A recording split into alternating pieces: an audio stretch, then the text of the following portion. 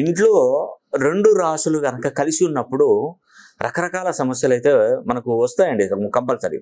దీన్ని take it ఈజీగా కొట్టిపడేస్తున్నారు చాలామంది.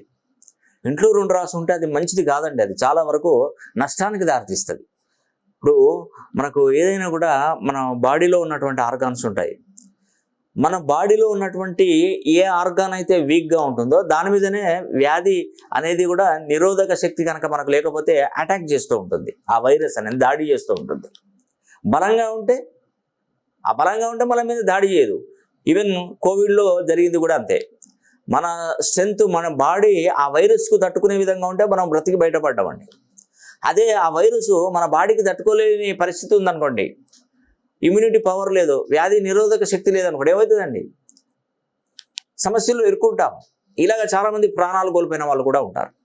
అదేవిధంగా 2 రాసుల ప్రభావం ఇంట్లో ఉన్నప్పుడు మనం తట్టుకునే శక్తి మనకుంటే మనకేం ప్రాబ్లం ఉండదు. తట్టుకునే శక్తి ఎప్పుడూ ఒకేలా ఉండదండి. జీవితం ఎప్పుడైనా సమస్యలు వస్తాయనే మనకు చూపెడుతూ ఉంటుంది.